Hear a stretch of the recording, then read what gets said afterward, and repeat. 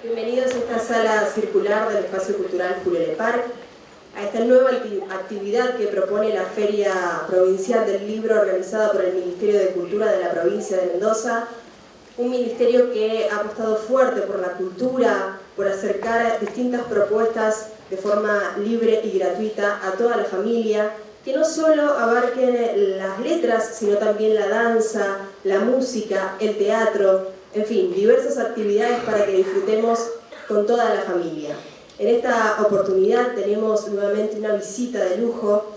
Tengo el honor de presentar al señor Felipe Piña. Él es profesor de Historia, director del proyecto Ver la Historia de la Universidad de Buenos Aires, director del Centro de Difusión de la Historia Argentina de la Universidad Nacional de San Martín, fue columnista y conductor en Radio Mitre y Rock and Pop, ganador del premio Éter 2008 por el programa Lo Pasado Pensado, al mejor programa cultural de la radiofonía argentina, entre otros numerosos premios por su gran aporte cultural. Sus libros, que contienen un particular e interesante análisis sobre la historia de nuestro país, sirvieron de base para el exitoso ciclo televisivo Algo habrán hecho por la historia argentina. Es consultor de América Latina de History Channel, director de Caras y Caretas y del sitio elhistoriador.com.ar, sitio web de historia más visitado del país. Hoy viene a presentar el preestreno del libro La Voz del Gran Jefe, que será publicado dentro de unos 15 días y tenemos el lujo de escuchar este preestreno a través de sus palabras. Lo recibimos con un fuerte aplauso al señor Felipe Piña.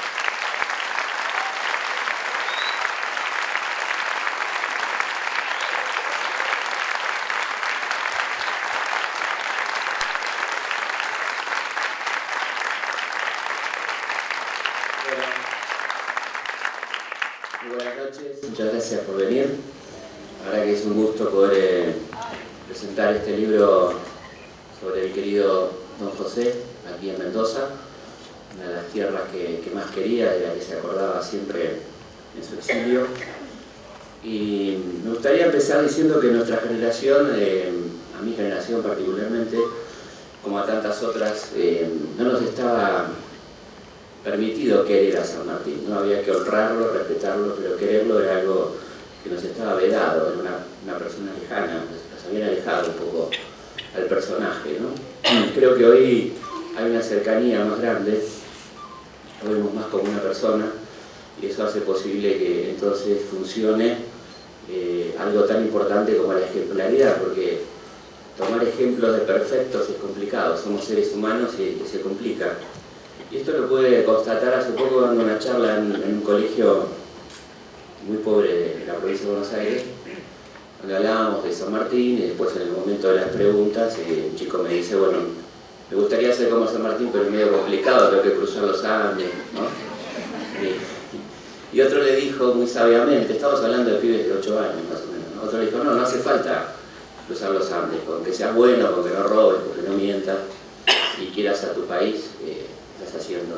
algo como San Martín. Me pareció que estaba muy bien eso de la ejemplaridad, ¿no? Sí, la ejemplaridad tiene que ver no con la imitación, sino con tomar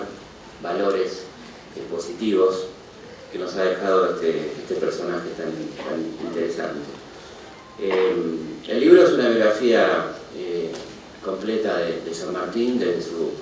infancia en Yapeyú, las polémicas sobre su origen, que me parece que van creciendo a lo largo del tiempo, a partir de... Sigue siendo una polémica, no tenemos ninguna forma de ratificar o poner en duda científicamente su origen, sino que han salido últimamente versiones en torno a la posible maternidad de Rosa Guabrú, ¿no? una originaria guaraní. Esto tiene que ver con una vieja tradición de la familia Alvear, de una de las hijas del general Alvear, que escribe un largo texto sobre la historia de sus antepasados y ahí relata que en realidad San Martín sería hijo de Don Diego de Alvear, ¿no? El tema con este manuscrito, el manuscrito de Joaquina, se llama Joaquina de Alvear, es que esta mujer fue declarada insana después judicialmente,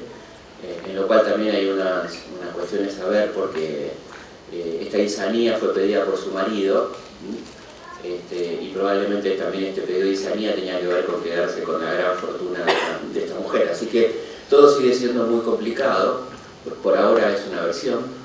no tenemos forma de comprobarla, pero me parece que hay que dar cuenta de esto porque forma parte de la historia también, ¿no? No es determinante de ninguna manera, es simplemente un elemento más, ¿no? Yo no creo que determine, pero es un elemento más que se puede poner en juego. La otra cuestión interesante es los largos años que permaneció San Martín en España, ¿no? Estamos hablando de más de 20 años muy preparatorios de un jovencito que entró muy chiquito a los ejércitos españoles en épocas de grandes conflictos. Él entra a los 11 años al ejército español y ya para los 12 años, 13 años, tiene sus primeros combates en África, en Argelia, en Marruecos, peleando contra los moros, en combates muy complicados. Él pertenece a los granaderos. Granaderos es ni más ni menos que la gente que se encargaba de los explosivos, las granadas. Y dentro de los cuerpos militares españoles, la condición de granadero era voluntaria, o sea que había que pedir ser granadero porque eran misiones donde realmente se ponía permanentemente en juego la vida. La primera acción militar de San Martín tiene que ver justamente con una acción muy arriesgada de colocar, desactivar una mina de los moros y colocar otra en una posición mora bajo un fuego de horas y horas. Y él tenía en ese momento 14 años aproximadamente. Así que empieza ahí una cantidad de calificaciones que tienen que ver con un carácter muy temerario, muy arriesgado, de mucha valentía, que le van a permitir ya a los 15 ser un oficial, con gente a cargo, ¿no? Con hombres mucho mayor que él a cargo. Es interesante también que la política española es una política que va cambiando de alianzas y por momentos tiene que enfrentar a los ingleses, por momentos a los franceses, y en ese ir y venir hay un intercambio cultural que él va a capitalizar. Es una persona que le importa mucho la cultura, que va a tener una biblioteca realmente impresionante, importantísima, variada,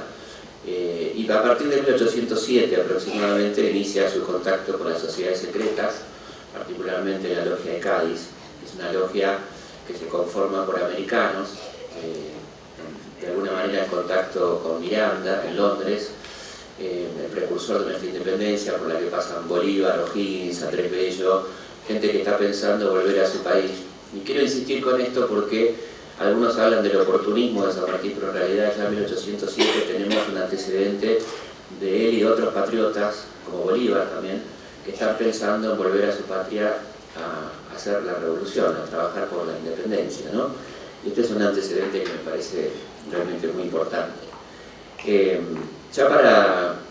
1808, saben ustedes, está la guerra contra Napoleón, él participa activamente de esa guerra popular, de alguna manera, donde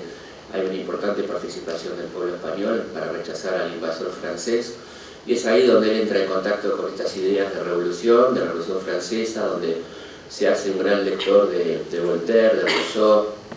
Montesquieu, esta gente que hablaba de libertad, igualdad, fraternidad, ¿no? Los valores revolucionarios, de los cuales él va a ser un gran cultor, por cierto, ¿no? Es un hombre que le va a interesar mucho ese sector de la política. Después vendrá finalmente su separación del ejército español a pedido y su regreso a su país en 1812, un momento complicado, con un gobierno muy impopular, que era el triunvirato. Recordemos que había habido un proceso de concentración del poder en Buenos Aires, de una junta pasamos a una junta grande, y de esa junta grande a un gobierno de 3, se va concentrando el poder en la medida que va creciendo el poder económico de los terratenientes bonaerenses, entienden que quieren tener el poder más concentrado, y era un gobierno completamente impopular, con una figura predominante que era Bernardino Rivadavia,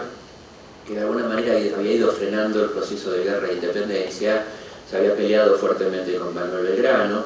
recordemos el episodio de la bandera, que cuando Belgrano crea la bandera y funda las baterías Libertad e Independencia, es fuertemente retado por Rivadavia, un hombre muy cercano a los intereses británicos, y en ese momento Inglaterra era aliada de España en la guerra contra Napoleón y no quería que aquí hablemos de independencia, ni de libertad, ni nada que se le parezca. Por lo tanto, cuando Belgrano tiene esta actitud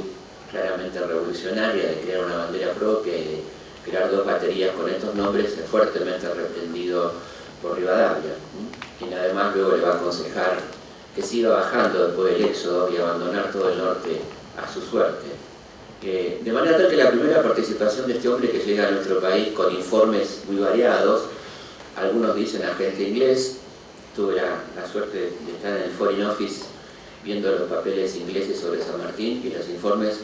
son de que es un agente francés en realidad. Viendo los papeles de la Cancillería francesa dicen que es un agente británico y viendo los papeles españoles dicen que es un personaje dudoso. Todo esto junto, ¿no? Lo cual lo convierte en una persona mucho más interesante. La verdad que no, lo de agente inglés es absolutamente falso, lo vamos a ver en un ratito nada más. Lo de agente francés tampoco, era una persona que había, si bien admiraba las condiciones militares de Napoleón y la Revolución Francesa, había combatido muy fuertemente a Napoleón en España. Lo que sí hace San Martín cuando viene es conectarse con los sectores más progresistas de Buenos Aires, por ejemplo la Sociedad Patriótica liderada por Bernardo de Monteagudo, un pionero de la independencia nacional, el primero que hace una proclama por la independencia en Chuquisaca en 1809, Bernardo de Monteagudo. Y su primera acción, cuando le encargan la creación de un cuerpo militar como el de granaderos, que tiene una función específica que era la defensa de las costas, amenazadas permanentemente por el gobierno rebelde de Montevideo. Recordemos que Montevideo estaba en manos españolas, que atacaba permanentemente Buenos Aires, las costas del Paraná. Entonces hay que hacer una tarea de inteligencia y eso es lo que hace en principio San Martín, crear todo un cuerpo de inteligencia que va a constatar cuáles son los lugares de desembarco preferidos, cuáles son los posibles, y armar una tropa de despliegue rápido, que esto es el regimiento de granaderos a caballo, y otra gran novedad, la caballería profesional, la caballería realmente eficaz, que es la que trae también San Martín. Y ahí entonces este cuerpo, su primera participación tiene que ver con el derrocamiento del gobierno del primer triunvirato, este gobierno impopular, con una proclama firmada por San Martín donde dice que se sepa que no siempre están las tropas para sostener gobiernos tiránicos. Y evidentemente esta sociedad patriótica, sumada a la logia que se crea en Buenos Aires, la logia Lautaro, una logia que tenía un nombre que reivindicaba a un cacique mapuche, que había sido el que se había rebelado contra Valdivia, el gran genocida del sur de Chile, y lo había justiciado, de manera tal que Lautaro era un nombre simbólico que también estaba hablando del plan de cruzar a Chile y de ahí emprender el viaje a Perú.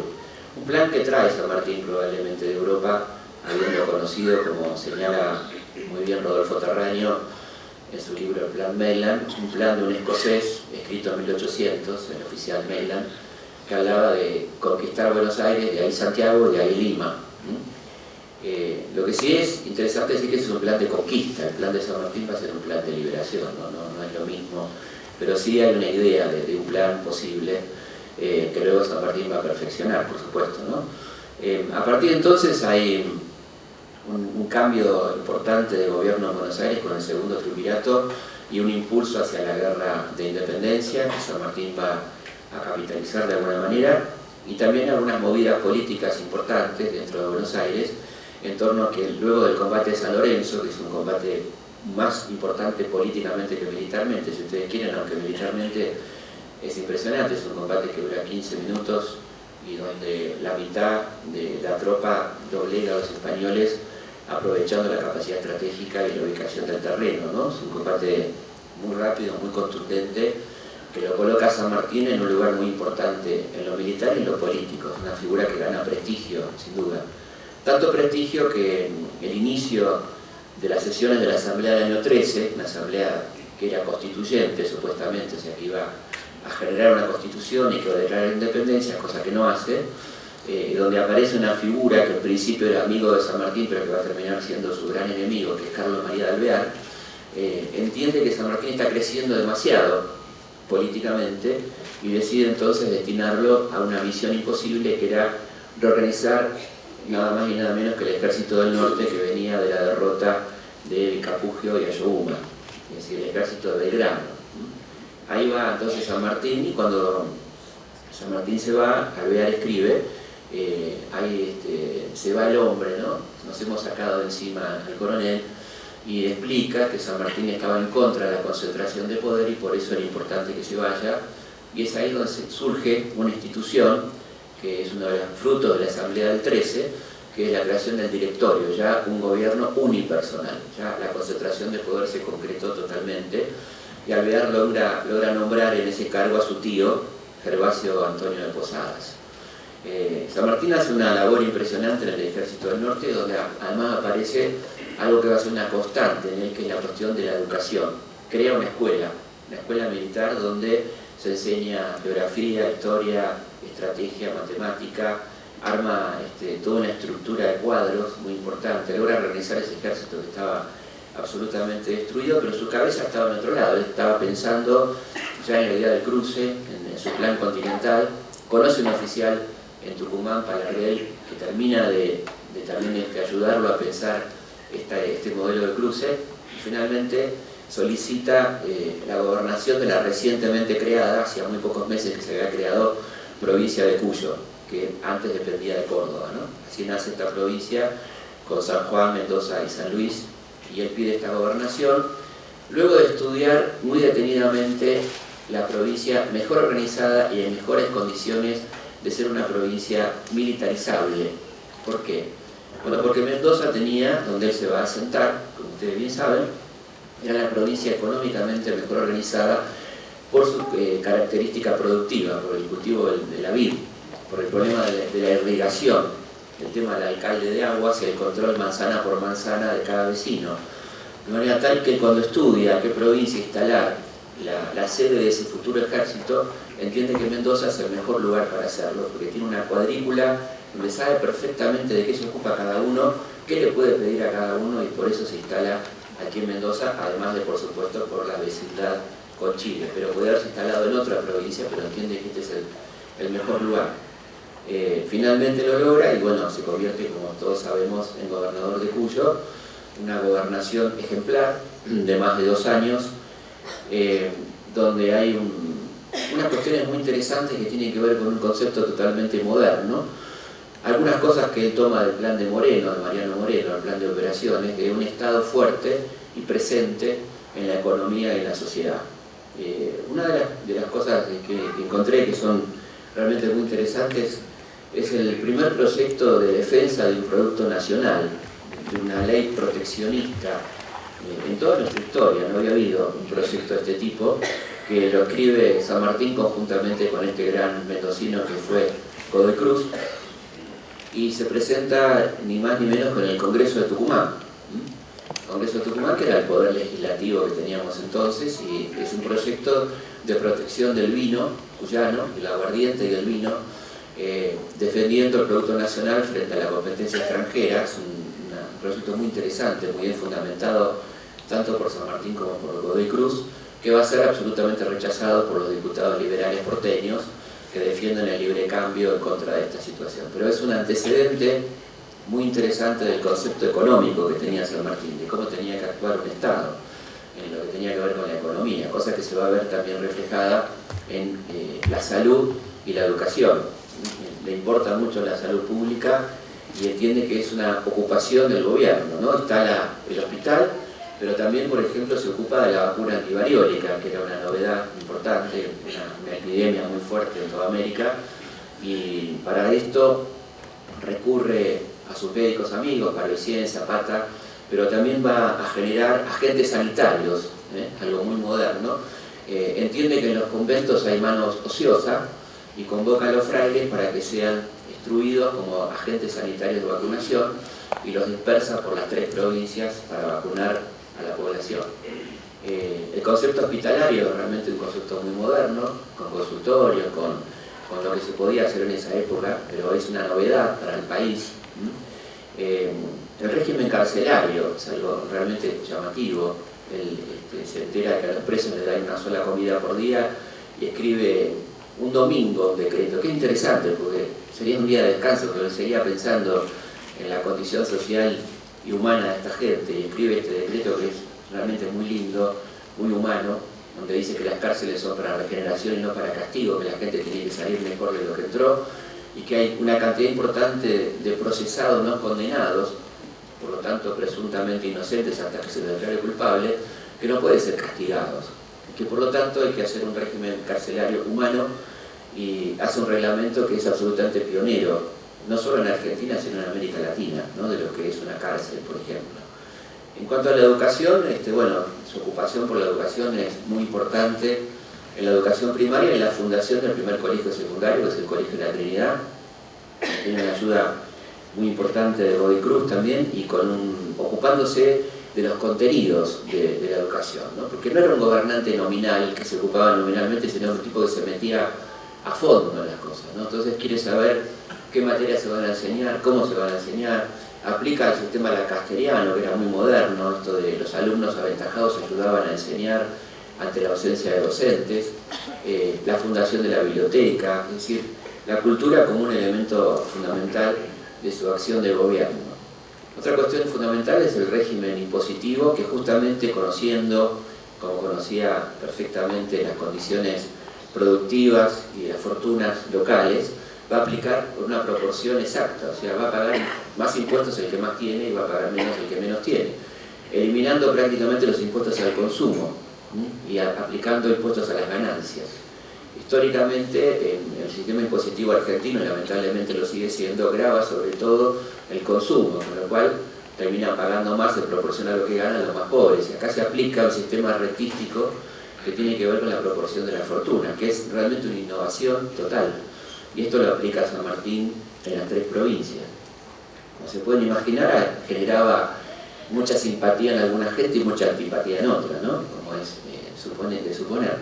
Pero es un gobierno modélico, realmente, y sobre todo muy original para la época de la que estamos hablando. No hay muchos gobiernos parecidos, es decir, hay sí lo que está haciendo Artigas en el litoral, lo que hace Cambiotti en la provincia de Santa Fe y lo que está haciendo Güemes en Salta, que son los únicos 4 con Artigas, gobernadores ratificados por su pueblo, porque como ustedes saben, San Martín, a partir de toda esta obra de gobierno, va a recibir de parte del directorio, ya en manos de Alvear, cuando Alvear termina asumiendo personalmente el directorio supremo, y San Martín pide una licencia,